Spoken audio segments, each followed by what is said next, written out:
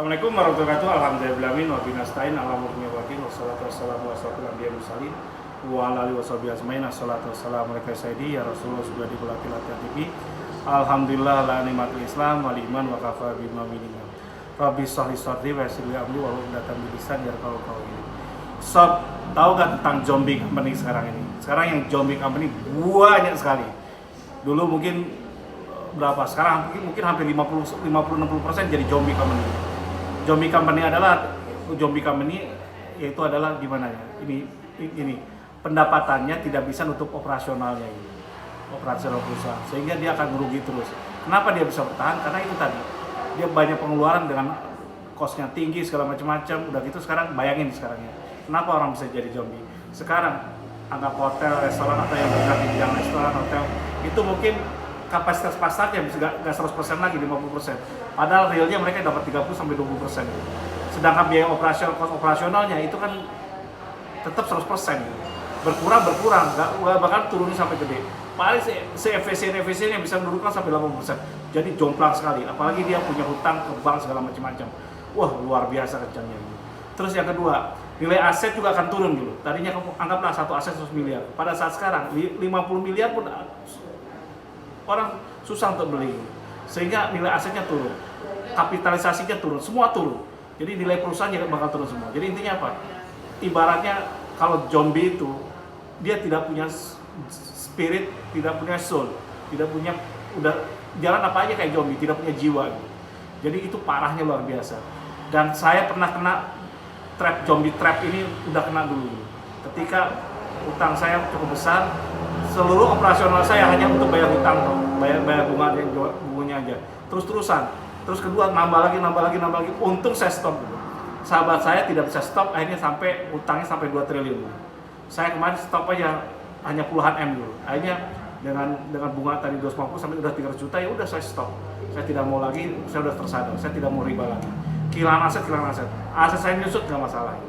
Nah sekarang ini teman saya contoh ya, dia punya perusahaan, anggaplah nilainya 50 M gitu, segala macam-macam. Pinjamannya 30 M.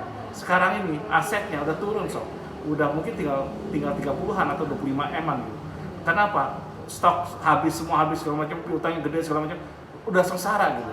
Kenapa dia misalnya dia cuma jalan aja gitu. Seandainya bang mau ngelakukan gimana, ya udah tinggal disita ya nggak masalah gitu. Dia pasti baru lagi perusahaan. Padahal itu dia sudah ngerintis 10-20 tahun gitu. Ngerintis aset sebesar itu. Kalau dulu mungkin iya nggak apa-apa, kapitalisasinya besar gitu. Omsetnya gede di atas 50-100 miliar. Tapi sekarang udah nggak bisa gitu. Sekarang sengsara itu zombie company. Dan ketika Anda masuk ke dalam zona zombie company, ya selesai udah. Kalau saya cutting loss, itu yang saya lakukan ketika saya bangkrut tahun 12 tahun yang lalu. Saya sampai minus tuh. Kenapa? Ketika saya di cutting segala macam-macam dan saya rugi dan saya gimana, saya minus. Jadi seluruh aset saya minus. Jadi kalau aset saya dijual, ternyata minus. Itu sudah kerja, saya hampir 20 tahun kerja, masih minus. Bayangkan gitu. Kelihatannya enak, saya bisa keluar negeri kemana-mana, itu ngutang semua Kelihatannya enak, saya bisa kemana-mana dengan istri saya, tapi itu ngutang semua, mobilnya mewah, ngutang semua. Percuma Anda teruskan gitu. Dan ini berlaku bagi siapapun sekarang ini. Jadi sekarang kalau banyak perusahaan, saya tidak bangga lagi lihat perusahaan besar-besar segala macam-macam. Kalau di dalamnya ada riba, ini tuh pasti ujungnya di zombie. Apalagi kan ini loh. Karena kalau kita ngutang ke bank segala macam-macam, dia kan kondisinya ideal, padahal kondisi ekonomi itu naik turun. Ketika turun perusahaan, bank mau ini nggak bisa gitu. Anda restrukturisasi, memang Anda ringan bayar.